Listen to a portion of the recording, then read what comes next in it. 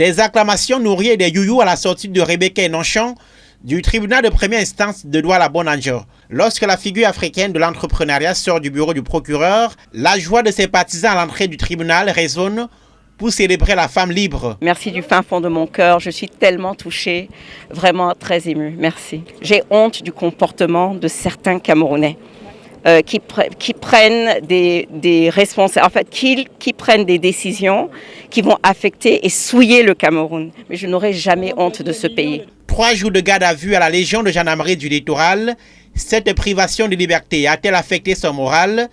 Rebecca Enonchon, connue pour ses positions critiques envers le pouvoir de Yaoundé, répond. Mon combat ne fait que commencer.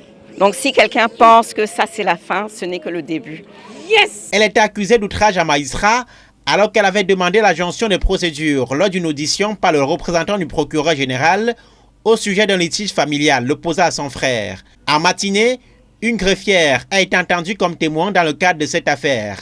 La décision du procureur conforte les avocats que le dossier de leur cliente était vide. Elle a juste émis une opinion sur la manière par laquelle ces choses sont gérées.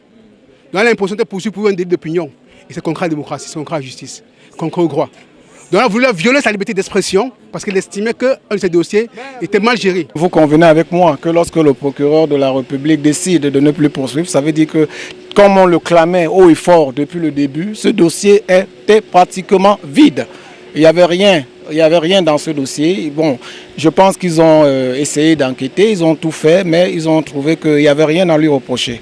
Toute la journée, les collaborateurs et divers soutiens de la femme d'affaires réputée se sont donné rendez-vous aux encablures du parquet, rajoutant à la mobilisation des chancelleries étrangères et personnalités diverses. On est soulagé, on est content, mais on n'oublie pas. Moi, je n'oublie pas, même pas pour un instant, que nous vivons dans une dictature, dans l'arbitraire.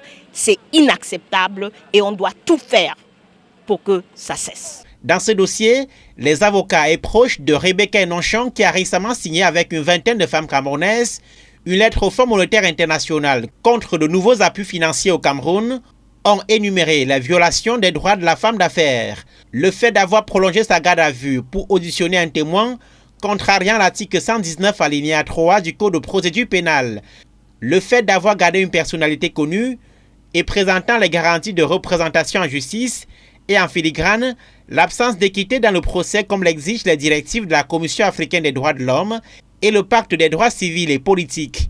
Les défenseurs des droits de l'homme ont par ailleurs insisté sur l'usage du motif d'outrage à magistrat comme instrument de musellement au Cameroun, en violation de l'article 11 de la Déclaration universelle des droits de l'homme, consacrant la primauté de la liberté d'expression.